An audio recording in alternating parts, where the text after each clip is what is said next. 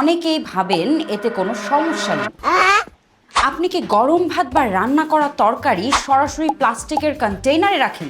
অনেকেই ভাবেন এতে কোনো সমস্যা নেই, কিন্তু আসল সত্যটা জানলে হয়তো আপনি আজ থেকে এই অভ্যেস বদলে ফেলবেন। প্লাস্টিকের কন্টেইনারগুলো সাধারণত তৈরি হয় পলিপ্রোপিলিন বা পলিকার্বনেট নামের কেমিক্যাল থেকে। যখন গরম খাবার সরাসরি এতে রাখা হয় তখন এই কেমিক্যাল গলে খাবারের মধ্যে মিশে যেতে পারে।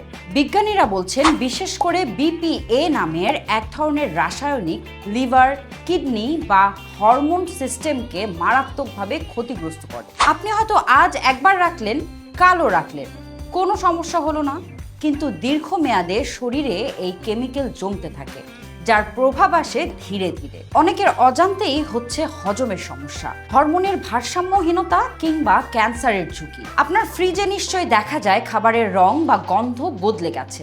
আসলে এগুলো শুধু খাবারের ক্ষয় নয়, কখনো কখনো প্লাস্টিকের রিয়াকশন। তাহলে সমাধান কি? খুব সহজ। গরম খাবার রাখার জন্য ব্যবহার করুন গ্লাস, সিরামিক বা স্টেইনলেস স্টিলের কন্টেইনার। এই ছোট পরিবর্তন আপনার পরিবারের দীর্ঘমেয়াদী স্বাস্থ্যের জন্য বিশাল পার্থক্য তৈরি করতে পারে। যদি এই তথ্য আপনার কাজে লাগে, ভিডিওটা লাইক দিন, বন্ধুদের সাথে শেয়ার করুন, আর এমন আরও টিপস পেতে আমাদের চ্যানেলটি সাবস্ক্রাইব করুন।